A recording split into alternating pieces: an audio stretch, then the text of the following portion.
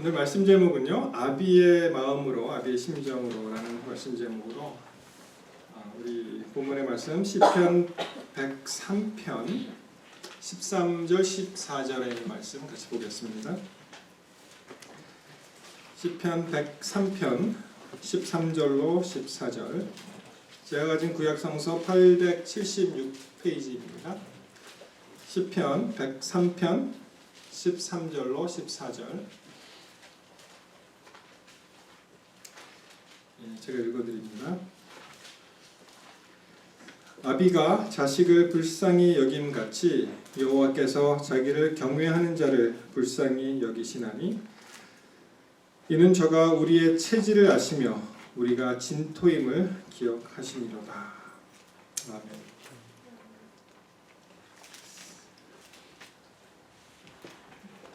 내일이 무슨 날인지 아세요 혹시? 마더스데이. 예, 감사합니다. 기억하시는 분이 계시네요. 이 마더스데이는 다 기억을 하고 너무나 떠들썩하죠. 5월 언제죠? 5월 둘째 주 일요일 맞습니까? 파더스데이는 6월 벌써 순위부터 밀리죠. 5월에서 6월로 밀리고 그것도 셋째 주, 둘째 주도 아니고 셋째 주로 밀려서 사실 거의 기억하시는 분이 없는 것 같아요. 저도 Father's Day 그 팀으로 설교한 지가 꽤 오래됐습니다. 거의 터치를 하지 않는데 오늘 어떻게 아비의 심정으로 아비의 마음으로 그런 제목으로 말씀을 드리게 되었습니다. 여러분, 전에 인터넷에 이러한 이야기가 떠돌아다녀서 사람들을 많이 웃겼는데 아마 많은 분들이 이 소리를 들으셨을 겁니다. 이 초등학교 몇 학년이죠? 2학년입니까? 4학년입니까? 아빠는 왜? 그게 제목이에요. 아빠는 왜? 근데 이 시가 어떻게 되냐면 진짜로 이렇게 지었다는 거예요. 누가 지어낸 것이 아니고. 이 시가, 이 짧은 시가 이렇게 시작이 됩니다. 엄마가 있어 좋다. 나를 예뻐해 주어서. 냉장고가 있어 좋다. 나에게 먹을 것을 주어서. 강아지가 있어 좋다. 나랑 놀아주어서. 아빠는 왜 있는지 모르겠다. 이렇게 시가 끝납니다. 정말 이 아빠의 인생들, 우리 아버지라는 이름을 가진 모든 분들을 수결하게 만드는 그런 동시가 아닐 수 없습니다. 여러분, 그 송강정철이 지은 그 시조 그 가사를 보면 이렇게 되어 있습니다. 이 훈민가, 아바님 날 낳으시고 어마님 날 기르시니 두고 다니면 이 몸이 살아시랴 하늘 같은 가없은 은덕을 어디 다혀 값사오리. 우리 옛 이 시를 보면 보통 우리는 어머니가 우리를 낳았다고 생각을 하죠. 그렇지만 이 시 송강 이 정철은 아버지가 나를 낳으시고 어머니가 기르셨다 이렇게 이야기를 하고 있습니다. 아마 부모 혈통 중에 부계 혈통을 우선시하는 이 한국적인 정서가 여기에 담겨 있지 않나 이렇게 생각이 됩니다. 아버지가 낳으셨다. 근데 여러분 어때요 요새? 이 세상이 참 이상하고 험악해지다 보니까 아버지다운 아버지가 별로 없어지는 것 같아요. 그리고 참 부끄럽게 짝이 없는 그러한 소식들이 이 매체를 통해서 들려오는 것은 사실입니다. 뭐 의붓 아버지가 그렇게 해도 참 기가 막힌 일인데 친부가 그 낳은 자녀들을 성폭행하는 그런 기사도 있고요. 하여튼 세상이 굉장히 이상해졌습니다. 참 이렇게 고통을 받는 그런 육신의 아버지가 있다면 우리 하나님을 우리는 어떻게 부르죠? 아버지라고 부르잖아요. 그래서 참 힘들어하는 분들이 사실 있어요. 아버지한테 이 안 좋은 감정이나 굉장히 학대를 받은 그런 자녀 입장에서는 이 아버지라는 단어 자체가 굉장히 힘들 수가 있다는 것입니다. 근데 하나님을 아버지라고 표현을 하잖아요. 그래서 굉장히 어려워하는 그런 경우도 보았습니다. 여러분, 우리 그 가수 중에 그 혼혈 가수 중에 인순이라는 분 기억나십니까? 네. 뭐 아시겠지만 그 한국 땅에 온 미군 혈통을 받았죠. 그리고 그 말하자면 그 아버지가 버렸죠. 그 가족을 버리게 돼서 이 참 어린 나이에 소녀 가장이 되어서 참 힘든 그리고 어려운 또 아버지를 생각할 때마다 좀 안 좋은 그런 감정이 있는 것은 사실인데 그가 다 나이가 들고 자기 자녀를 낳고 그리고 이제 아버지를 이해하고 용서하기 시작하니까 이렇게 마음이 편해졌다고 해요. 그래서 그가 부른 노래 중에 아버지라는 노래가 있어요. 아버지. 그래서 인터뷰를 하는 걸 보니까 자기가 그것을 부르긴 불렀는데 조건이 뭐였냐면은 그 가사 중에 아버지라는 가사가 없어요. 그 노래를 들으시면은. 그러면서 그가 이제 카네기 홀에 가서 리사이틀이라는 걸 가지면서 공개적으로 자기와 같은 처지에 있는 모든 사람들을 대표해서 다 아버지, 그러한 아버지들 용서합니다. 그래서 뭐 지금이라도 좋으니까 우리 그냥 혹시 기회가 되면은 서로 알고 지내자는 식으로 그렇게 이야기를 하는 것을 들은 적이 있습니다.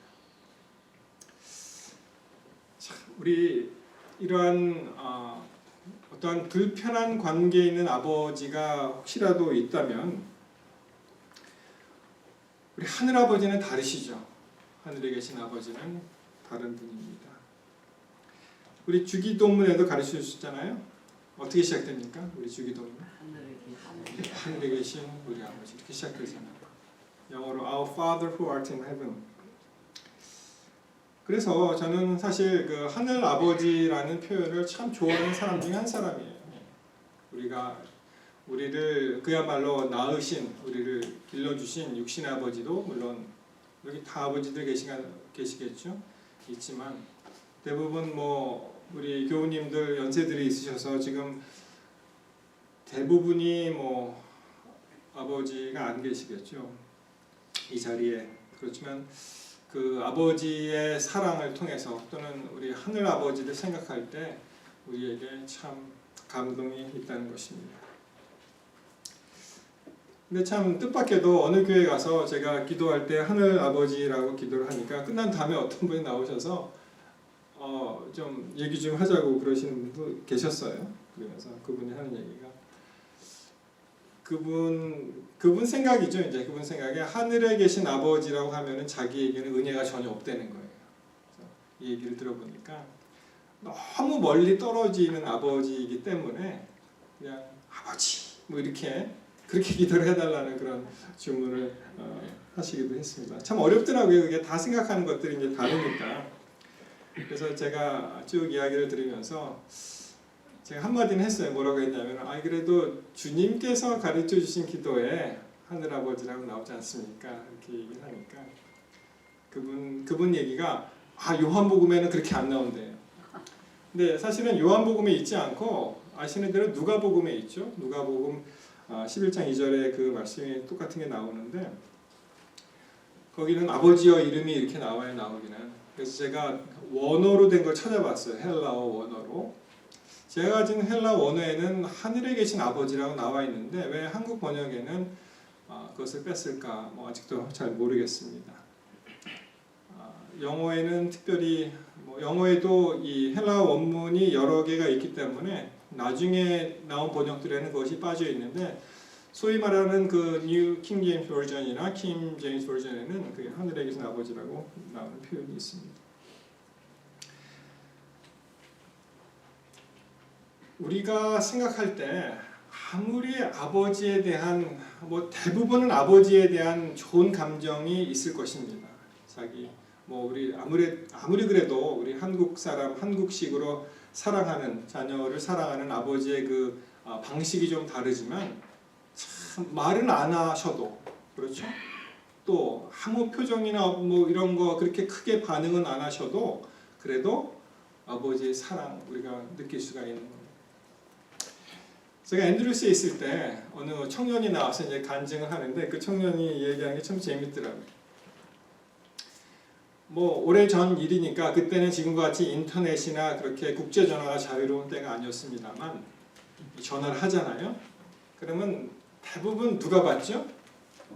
엄마가 이제 받죠. 엄마가 받으면 뭐 얘기가 이제 길어지는 거예요. 막 얘기 저 얘기. 근데 그날따라 아버지가 받으셨대요. 근데 그 아버지가 뭐라고 대답했는지 아세요? 전화를 딱 받으니까 엄마 없는데? 그게 첫 마디였어요. 근데 아무리 그렇게 묵뚝뚝하고 또 재미없는 아버지라도 그 마음속에는 그 사랑이 있는 것입니다. 여러분이 성경에 나오는 대표적인 아버지와 아들 관계, 제가 대표적인 이야기 세 가지를 가지고 나왔는데요. 첫 번째는 우리가 잘 아시는 그 누가복음 15장에 나오는 그 탕자의 비유 아시죠? 우리 너무나 잘 아시는 그런 내용입니다. 이 탕자 이야기가 나오는데 사실 이 많은 사람들이 탕자의 비유라고 하지만 이것은 아버지의 사랑입니다. 원래 이 팀, 이 주제는요, 아버지의 사랑이에요. 이 탕자가 주제가 아니고. 여러분, 이 방학철 맞이해서 자녀들이 이제 돌아옵니다, 학교. 그러면은 그 못 봤던 그 자녀들을 보면서 얼마나 반가워요, 그렇죠? 그 잠깐 떨어진 사이에 못 보다가 이제 우리 학생들 미국에 와서 한 달 있다고 했습니까? 뭐 한 달 뭐 그 정도 있다가 또 한번 돌아가면 한국으로 얼마나 부모님들 아버지 어머니 반갑게 맞이하겠어요. 이렇게 잠깐 헤어졌다가 돌아오는 아들도 그렇게 반기시는데 하물며 이 탕자의 이게 어떻게 돼요? 그렇게 아름다운 이야기는 아니죠. 돌아가시지도 않은 아버지한테 재산을 달라고 요구를 하고 그것을 허랑방탕하게 쓰고 그리고 참 자기 멋대로 사는 그런 인생. 그래도 이 이야기, 이 비유가 주는 말씀이 무엇입니까?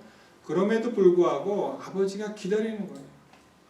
끝까지 기다리는 것이 아버지의 마음입니다. 그래서 이제나 저제나 신발도 신지 않고 그 아들이 저기서 아들 같은 모습만 나와도 뛰어나오는 거 아버지의 상이 여기 있지 않습니까? 그런 것이 이제 아버지 사랑을 알 수가 있는데요. 이렇게 집 나간 아들, 자기 멋대로 집 나간 아들, 솔직히 죽었다고 생각한 아들이 돌아왔으니 참 얼마나 더 기쁘겠습니까? 이렇게 안 좋게 헤어진 아들에게 그 부모의 심정은 어떨까요? 네가 어디서 무엇을 하든 살아서만 돌아와라. 뭐 대통령에 대해서 돌아오라가 아니라 네가 어디서 무엇을 하든 다시 나에게로 돌아와라. 그런 것입니다. 그래서 이 누가복음 15장에 있는 말씀은 우리는 아무 가치 없지요. 그렇지만 은혜로서 하나님의 크신 은혜로서 받아주시는 하나님의 사랑을 나타내는 것입니다. 이 은혜의 왕국이라고 하잖아요. 그것이 이 세상적으로 보면은 이 큰아들이 뭐라고 불평합니까? 그런 불평을 막 하는 것이 어떻게 보면은 일맥상통할 수가 있어요.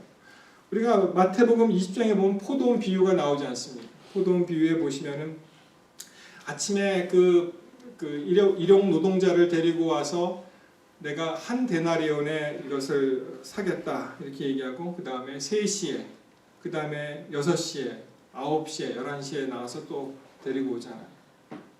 근데 이 품삯을 주는데 누구한테 먼저 줍니까?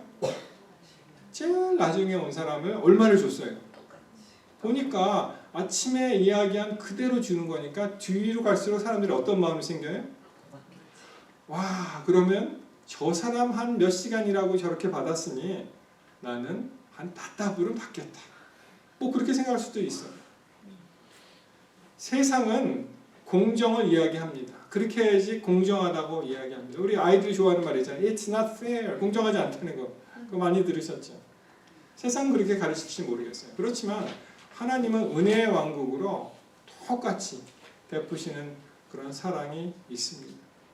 그 세상의 공식으로 하늘의 공식을 대입하면은 그러면 잘 안 맞을 수가 있는 것입니다. 참 우리 교회는 그런 분이 없지만 교회에서 자기의 공덕을 내세우고 자기가 하는 일을 내세우고 하면서 자기의 권리를 찾으려고 하는 사람이 있습니다. 교회에서 왕초 노릇을 하려는 사람이 있어요. 그것은 이 은혜의 왕국의 그 아름다운 그 미덕을 모르는 사람들. 그런 사람이 성경 말씀이 뭐라고 됩니까? 먼저 된 자가 나중 된 자. 그죠? 나중 된 자가 먼저 된다. 이렇게 말씀을 하십니다. 여러분 이게 비교를 하잖아요. 그러면은 비교할수록 우리 삶은 비참해진다 그래요. 비교하기 시작하면은 그 할수록 비참해진다고 합니다. 저 사람 저런데 당신은 왜 그러냐? 저 사람이 저렇게 잘 살고 당신은 왜 이 모양 있고 그러냐? 여러분 정말 비교하고 싶으시면은 제가 하나 해답을 드립니다. 누구랑 비교하면 좋겠어요? 예수님하고. 예수님하고 비교하세요. 예수님만큼 봉사하셨습니까? 예수님만큼 울면서 기도하셨습니까? 예수님만큼 핍박을 받으셨습니까? 예수님만큼 사랑을 쏟아 부으셨습니까? 만약 비교하고 싶으시면은 예수님하고 나하고 비교하게 되시기를 바랍니다. 두 번째 이야기는 제가 다윗과 압살롬에 관한 이야기로 한번 생각을 해보겠습니다. 여러분 다윗과 압살롬은 비슷한 점이 좀 있습니다. 다윗은요 사무엘상 16장 12절에 보시면 그의 빛이 붉고 이 눈이 빼어나고 얼굴이 아름답더라. 여호와께서 가라사대 이가 그니 일어나 기름을 부으라. 이 다윗의 그 용모라 그럴까요? 굉장히 젊고 눈에 빛이 있고 참 이 용모가 단정한 정말 똑소리라는 그러한 청년이었죠. 모르겠습니다. 이 압살롬이 그 아버지를 빼닮았는지 사무엘하 14장 25절의 말씀을 보면 온 이스라엘 가운데 압살롬 같이 아름다움으로 크게 칭찬받는 자가 없었으니 저는 발바닥부터 정수리까지 흠이 없습니다. 와 대단하죠. 이 압살롬이 얼마나 잘생겼으면은 발끝에서부터 이 머리 끝까지 뭐 흰머리도 안 났나 봐요 이 사람. 뭐 그리고 굉장히 아름다운 그런 사람이었나 봅니다.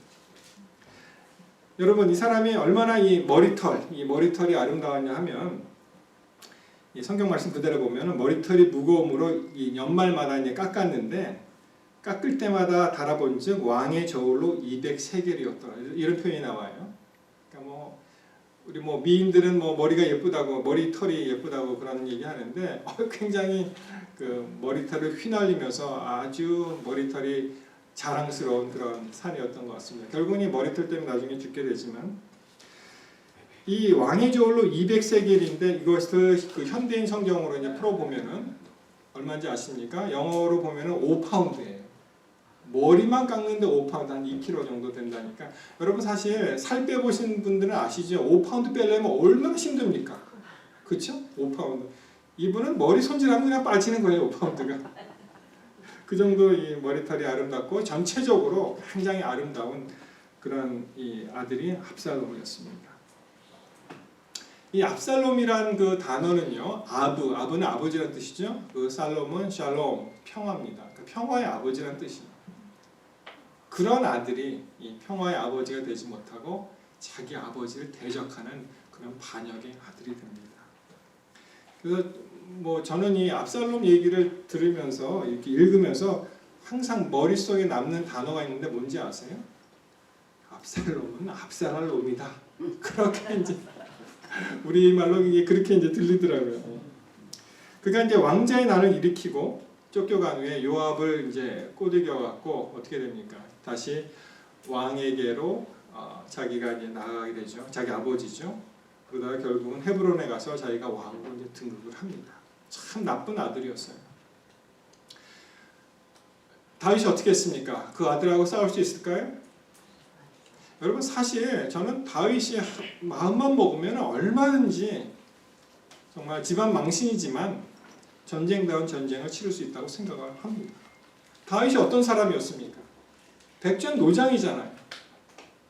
골리앗과의 전투에서 그 당시에 골리앗은 어려서부터 용사라 너는 소년이라 이렇게 얘기했지만 사실은 그때부터 잔뼈가 굵어서 정말 젊은 시절 태반을 어떻게 합니까? 사울과의 그 전투, 쫓겨다니는 그 인생, 수많은 전쟁, 그리고 나중에 왕 돼서도 이스라엘을 가장 강력하게 부강하게 만든 사람이 다윗이. 그렇지만 다윗이 그렇게 하지 않고 아무 소리 하지 못하고 그가 물러납니다. 정말 자식을 이기는 부모는 없다는 말이 있지만 그런 것 같아요. 사무엘하 15장 14절에 보시면 다윗이 예루살렘에 함께 있는 그의 모든 신하들에게 이르되 일어나라, 일어나 도망하자. 그렇지 아니하면 우리 중 한 사람도 압살롬에게서 피하지 못하리라. 빨리 가자. 두렵건대 그가 우리를 급히 따라와 우리를 해하고 칼날로 성읍을 칠까 하노라. 그 이야기를 하면서 거기서 떠납니다. 후궁을 10명을 거기에 두게 되죠. 그렇지만 그 압살롬이 그것도 범하게 됩니다. 참 이런 아들이 어디 있습니까? 사실 이 전투에서도 이 다윗의 근심은 절대로 압살롬의 생명을 해하지 말라라고 했지만 그 너무나 충복이 하나 있었죠. 요압이 심장에 칼을 들이대고 압살롬을 죽이게 됩니다. 다윗은 불안불안하면서 안부를 묻습니다. 내 아들 압살롬이 잘 있느냐. 여러분이 사무엘하 18장 29절에 보시면 어떤 표현이 나오냐면은 소년 압살롬은 잘 있느냐 이런 표현이 나와요. 아들이 아무리 커도 그 아버지의 눈에는 자기 아들은 항상 어려 보이는 것입니다. 그래서 그 옛말에 그런 거 있잖아요. 옛날에 그 재래식 화장실을 쓸 때 어떤 말이 있어요? 이제 이른 대신 그 아버지가 쉰이 넘은 아들에게 야, 너 화장실에 가서 조심해라 이런 말이 있다 그러잖아요. 항상 자기 자식에 대해서 사랑하고 어린 마음이 있는 거예요. 여러분들 다 자녀들을 키워보셔서 아시겠지만 그 아이들이 신체가 커지고 신장이 커지지만 그 얼굴 속에는 그 어렸을 때 애기 타는 모습이 남아있잖아요. 항상 그 모습이 있는 것입니다. 자, 이 아들이 죽었는데요. 그 비보, 뭐 한쪽에서는 뭐 승전보지요. 그렇지만 이 다윗으로 봐서는 비보입니다. 자, 이렇게 이야기합니다. 죽었다고 얘기했는데 이 33절에 보시면 다윗의 반응이 나오죠. 왕이 마음이 심히 아파. 이 왕이 다윗입니다. 물 위에 올라가서 우니라. 저가 올라갈 때 말하기를 내 아들 압살롬아, 내 아들 압살롬아, 내가 너를 대신하여 죽었다면 압살롬 내 아들아, 내 아들아. 참 이게 이 평면적으로 읽으면 그냥 이렇게 지나가는 이야기지만 참 그 자기를 대적한, 자기를 죽이려고 했던 그 아들을 잃어버린 그 아버지의 심정을 이렇게 표현한 것입니다. 여기 7번이나 반복하잖아요. 내 아들 압살롬아, 내 아들 압살롬아, 압살롬 내 아들아, 내 아들아. 8번. 압살롬하고 내 아들이라는 이 단어가 8번이나 반복이 됩니다. 그러면서 차라리 내가 죽었다면 어찌 내가 죽을 수가 있느냐. 그것이 바로 우리 하나님 아버지께서 가지신 마음이십니다. 우리 죄인을 향한 자기를 반역하고 자기를 떠난 그러한 자녀들을 향해서 하나님 아버지께서 가지신 그러한 마음. 차라리 내가 죽는 것이 낫지. 에스겔 33장 11절에 보시면 나는 악인의 죽는 것을 기뻐하지 아니하고 악인이 그 길에서 돌이켜 떠나서 사는 것을 기뻐한다. 이렇게 말씀하십니다. 이스라엘 족속아 돌이키고 돌이키라. 너의 악한 길에서 떠나라. 어찌 죽고자 하느냐 하셨다 하라. 그래서 하나님께서는 악인이 죽는 것을 기뻐하지 않으십니다. 그가 기뻐하시는 것은 자기에게 반역한 아들이라도 자기를 떠난 집 나간 아들이라도 다시 돌아와라. 살아서 제발 살아서만 돌아와라 라고 말씀하신 것이 바로 하나님의 말씀을 읽는 것입니다. 그 다음에 아브라함과 이삭의 이야기가 있습니다. 참 어떻게 보면은 난해하죠. 이 말씀은 난해합니다. 여러분 전에 한번 말씀드렸나요? 시카고에서 어떤 살인 사건이 일어났는데 사람을 죽여놓고서 그 사람에게 왜 죽였냐 이렇게 얘기하니까 그 사람이 뭐라 그랬습니까? God told me so 이렇게 얘기했다는 거예요. 하나님이 죽이라고 해서 난 죽였다. 그렇게 얘기했다는 거예요. 아브라함이 그렇게 원하던 독자를 이제 얻었습니다. 사라를 통해서 얻었습니다. 근데 어느 날 어떤 기별을 받아들여요? 그 아들을 이제 번제를 제사를 지내려는 거예요. 아니 무슨 이런 하나님이 있습니까? 혹시 내가 잘못 들은 것은 아닙니까? 그렇죠? 여러분 아브라함이 사라하고 의논했을까요? 안 했을까요? 안 했어요. 자세한 내용은 없지만 아마 안 했을 것 같아요. 사라한테 이야기하면은 안 되죠 이거는. 그렇지만 아브라함 생각에 어떤 생각이 있었을까요? 아마 이 아이를 죽여도 곧 부활할 것이다. 아마 그런 마음이 있었습니다. 그래서 이 이삭을 보면 예수님하고 비슷한 점이 참 많이 있죠. 아브라함이 사라에게서 얻은 독자이고 예수님은 하나님의 유일하신 독생자입니다. 그리고 이 예수님도 태어나시기 전에 이름을 먼저 주셨죠. 마찬가지로 이거 이름을 먼저 주셨는데요. 사라에게도 이삭이라 하라 이렇게 말씀이 나오고요. 그리고 이삭이 나무를 지고 올라가잖아요. 나무를. 예수님은 십자가상에서 돌아가십니다. 그 외에 그의 인품이라든지 여러 가지 겹치는 부분이 참 많이 있습니다. 자, 예수님께서 하나님께서 아브라함에게 이렇게 말씀을 하시고 그리고 이제 준비하시는 그 하나님이라는 것을 거기서 나타내 주시죠. 그 아이 이삭에게 손대지 마라. 그리고 이제 그 번제물은 이제 가르칩니다. 그래서 그 22장 14절에 나오죠. 우리 잘 아시는 말씀 여호와의 산에서 준비되리라 하는 말씀이 나옵니다. 여호와의 일에. 그래서 이 준비하시는 하나님이라는 것을 여기서 선포하십니다. 여러분 우리가 이 세상을 살면서 참 부모님이 없는 이 고아의 삶을 보면은 참 정말 힘들고 안 됐습니다. 그렇죠? 굉장히 특별히 어머니를 어렸을 때 잃은 분들을 보면 굉장히 가슴이 아픕니다. 그런데 우리가 하나님 아버지가 계신데 여전히 어떻게 산다고요? 여전히 우리가 고와 같이 사는 거예요. 고와 같이. 하나님이 준비하시는 하나님이라고 선언하시는데 여전히 우리는 염려하고 걱정을 합니다. 참 어떤 분이 재미있는 이야기를 했어요. 염려와 기도는 같은 거라 그래요. 염려를 하든지 기도를 하든지. 여러분 어떤 걸 하시겠습니까? 염려하시겠습니까? 아니 기도하시겠습니까? 염려 제가 한번 해볼까요?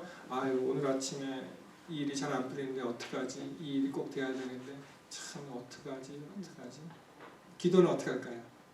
하나님 제가 이 일을 꼭 이루고 싶습니다. 저를 도와주십시오. 저와 함께 해주십시오. 주님 저에게 인도해 주십시오. 그럼 기도가 되는 거예요.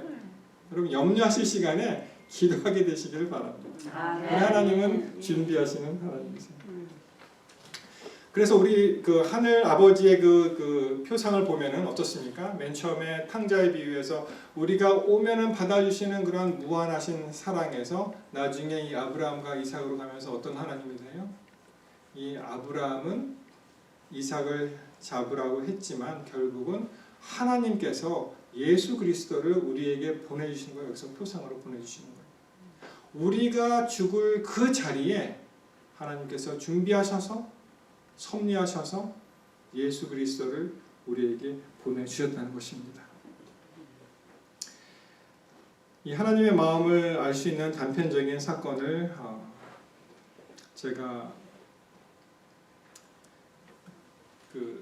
우연히 60 Minutes를 보면서 참 깊은 감동을 받은 것이 있는데요. 이것이 1시간 40분짜리 다큐멘터리로 나왔더라고요. 여러분 혹시 기억나세요? 작년에 2014년 12월 15일에 오스트레일리아 시드니에서 린트 카페에서 그 인질극이 있었습니다. 혹시 기억하시는 분이 계실지 모르겠는데 거기에 18명의 인질로 잡혔어요.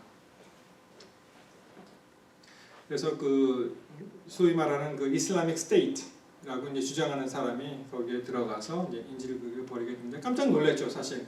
오스트레일리아라는 나라가.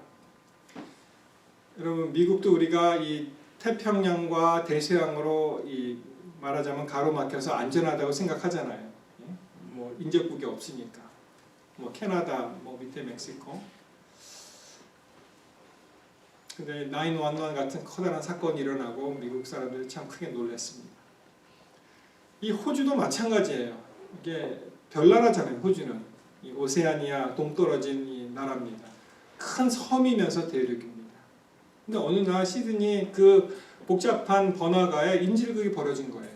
참 누가 생각이나 했겠어요.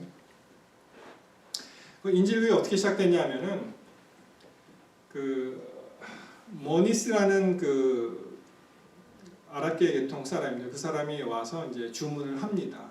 그래서 간단한 초콜릿 케이크를 하나 시키고 주문을 하는데 그 당시에 굉장히 뭐 일상적으로 돌아가는 일이니까 그냥 이렇게 분주하게 주문받고 뭐 아주 크리스마스를 열흘 앞둔 그 기쁜 날이었는데 근데 이 초콜릿 시킨 사람이 자기에게 서브한 사람이 피오나 마라는 그 여직원이었는데 그를 부르면서 매니저를 데리고 오라고 합니다. 그래서 이 피오나 마라는 그 여직원이 혹시 내가 뭐 잘못한 거 있나? 보통 불평할 게 있으면 매니저 오라 그러잖아요. 그래서 뭐 잘못한 거 있나? 내가 최상의 서비스를 해줬는데 그리고 이제 매니저를 불렀는데 매니저가 거기서 꼼짝없이 잡힌 거예요. 그러면서 이제 계속 그 위협을 하는데 지금 문을 잠가라. 그리고 너희는 이제 테러리스트의 공격을 받았다. 그렇게 얘기하니까 이 사람이 직원 하나를 불러서 때로 시키는 대로 하는 것입니다. 문을 닫고 내 백팩에는 그 폭탄이 있다. 그리고 내가 그 샷건을 가지고 있다. 그래서 거기 있는 18명이 꼼짝없이 잡히게 되었습니다. 그리고 유리에는 그 아라빅 캘리그래피를 이제 쓰면서 오직 신은 알라이다, 모하메드는 신의 메신저다 이런 얘기를 하면서 계속 이제 협박을 하는 거죠. 이 조건이 두 가지가 있었어요. 자기가 그 아봇 수상하고 대화를 하고 싶고, 그 다음에 이슬라믹 그 스테이트 길을 가지고 와서 그걸 달라고 두 가지였어요. 그럼 그 참 절대절명의 그 순간이 있었습니다. 뭐 언제 그런 일이 당하라고 생각했습니까? 어떤 사람은 그 점원에 매일같이 오는 사람도 있었고요. 손님으로. 어떤 사람은 자기가 애프터눈 시프트인데 그날따라 오전에 온 사람도 있었고 그래서 걸려들었고 또 어떤 사람은 일한 지 일주일밖에 안 됐는데 또 그런 일이 있었습니다. 여러분 거기서 참 놀랍게도 거기서 이제 맨 처음에 5명이 탈출을 하죠. 탈출을 하고 그 다음에 이 테러리스트가 화가 나서 앞으로 한 사람이라도 더 탈출하면은 다른 사람을 쏴 죽이겠다고 위협을 합니다. 그러면서 이제 딜을 하는 거죠. 페어하지 한 사람이 도망가면은 내가 한 사람을 죽이겠다 이렇게 얘기를 합니다.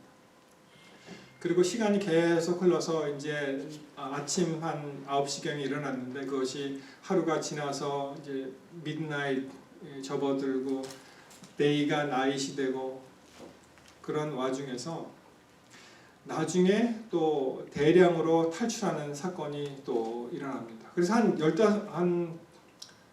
17명이 나온 것 같아요. 그 다음부터는 이 사람이 굉장히 화가 나서 이제 죽일 사람을 찾고 있는데 여러분 거기서 그 매니저라는 사람 있잖아요. 그 카페에 그 사람이 자기가 탈출하려면은 제일 먼저 그리고 가장 빨리 가장 그 길을 잘 아니까 그런 사람인데 그 사람이 탈출하는 것을 포기하고 끝까지 남습니다. 끝까지 남. 내가 이 매장의 주인인데 이 사람들을 두고 갈 수가 없다는 것이죠. 끝까지 남습니다. 마지막에 대량으로 탈출이 일어나니까 드디어 그 범인이 그 매니저를 앉혀놓고 그 매니저를 이제 살해합니다. 나중에 그 결과를 보니까 여러분 허스티지로 한 18명 정도 잡혀 있었는데요. 테러리스트한테 죽은 사람은 그 사람 혼자였어요. 그리고 또 한 사람이 죽었는데 그것은 경찰관들이 이제 들어와서 유탄에 맞아서 숨지게 되었고, 생각보다는 굉장히 작죠, 피해자가. 그리고 나머지는 뭐 약간 총상을 입고 다치긴 했지만 거진 대부분이 살아남았습니다. 여러분, 우리가 만약에 그 자리에 있었다면 어떤 행동을 하게 되었을까요? 참 갈등을 많이 느끼죠. 왜냐하면 나만 살겠다고 나갈 수 없는 그런 형국이었습니다. 그 하스티지를 남기고 내가 나가면은 나는 살지만 다른 사람들은 어떤 위험에 닥칠지 모르는 그러한 순간이었습니다. 그렇지만 이 매니저는 자기가 책임을 지고 내가 끝까지 이 십자가를 짊어져야 되겠다고 생각을 하고 탈출을 포기하고, 그가 마치 그 엑세큐션 스타일이 있죠. 그 무릎 꿇리고 손을 뒤로 하고 이제 뒷머리에 총을 맞아 숨지게 되었는데, 제가 그 사건을 이렇게 쭉 보면서 이것은 우리 인류의 그 역사의 축소판이 아닌가 그렇게 생각하게 되었습니다. 여러분, 아담 이후로 이 사단이 우리 인류 전체를 인질로 잡고 지금 흔들고 있잖아요. 너는 이제 죽을 목숨이야. 너는 이 아침까지 못 견디고 다 이제 죽는다. 이렇게 했을 때 이 상황에서 누가 책임질 것입니까? 예수님이 자원하셔서 이것은 내가 낳은 아들이요 딸이다. 내가 책임을 져야 되겠다. 그리고 이 세상에 오셔서 십자가에 돌아가심으로 새 생명이 열린 것이 아닙니까? 자처하셔서. 이것이 바로 아버지 하나님의 사랑이라고 생각을 합니다. 요한일서 4장 10절에 보시면 사랑은 여기 있으니 우리가 하나님을 사랑한 것이 아니요 오직 하나님이 우리를 사랑하사 우리 죄를 위하여 화목제로 그 아들을 보내셨습니다. 라고 말씀하십니다. 사랑하는 성도 여러분, 특별히 이번 아버지의 주간을 맞이해서 우리 하나님 아버지께서 우리와 함께 하심을 참 감사하게 되시기를 바랍니다. 아무 희망이 없는 이 지구, 그래도 그것을 버리지 아니하시고 예수 그리스도를 통해서 새 생명을 주신 우리 하나님께 영광과 찬송을 돌리게 되시기를 바랍니다. 그런 아버지를 생각하시면서 또 승리하시는 한 주가 되시기를 바라면서 말씀을 마치겠습니다. 아멘.